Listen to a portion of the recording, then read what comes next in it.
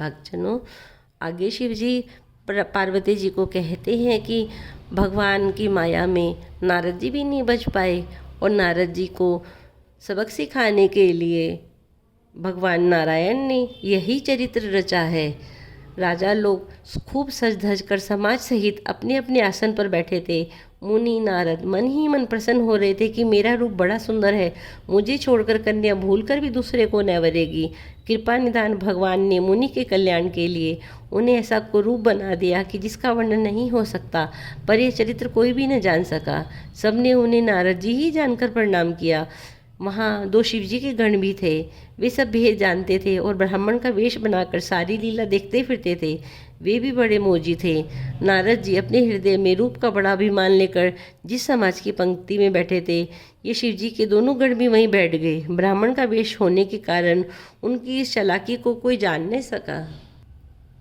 वे नारद जी को सुना सुना कर व्यंग्य में वचन कहते थे। भगवान ने इनको अच्छी सुंदरता दी, इनकी शोभा देखकर राजकुमारी रीछ ही जाएगी।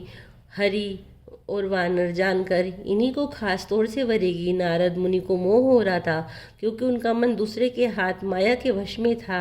शिवजी के गौण बहुत प्रसन्न होकर हंस रहे थे। यद्यपि मुनि उनकी अटपटी बातें सुन रहे थे, पर बुद्धि भ्रम में सनी हुई होने के कारण वे बातें समझ में नहीं आती थी। उनकी बातों में वे अपनी प्रशंसा ही समझ रहे थे।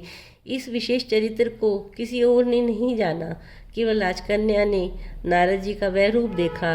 उनका बंदर का समूह और भयंकर शरीर देखते ही कन्या के हृदय में क्रोध उत्पन्न हो गया। तब राजकुमारी अपनी सखियों को साथ लेकर इस तरह चली मानो राजहंसनी चल रही हो। वह अपने कोमल कमल जैसे हाथों में जयमाला लिए सब राजाओं को देखती हुई घूमने लगी। जिस ओर नारद जी रूप के घर में फूले बैठे थे, उस ओर उसने देखकर भी भूलकर भी नहीं ताका। नारद मुनि बार बार उचकते और छटपटाते हैं। उनकी दशा देखकर शिवजी के गण मुस्कुराते हैं। कृपालु भगवान भी राजा का शरीर धारण कर वहां पहुंचे।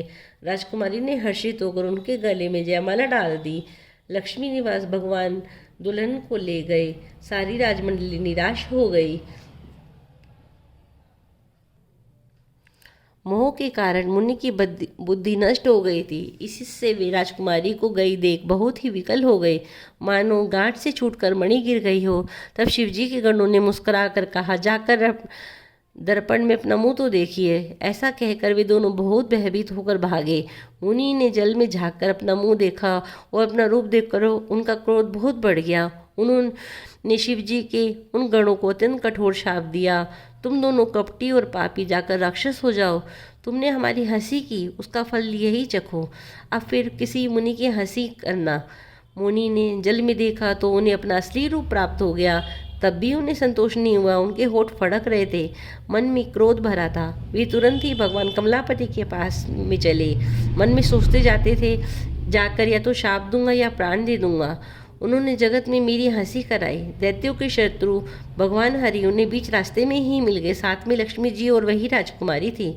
देवताओं के स्वामी भगवान ने मीठी वाणी में कहा, हे मुनि, व्याकुल की तरह कहाँ चले? यह शब्द सुनकर नारद जी को बड़ा क्रोध आया और माया के वशीभूत होने के कारण मन में चेत नहीं रहा।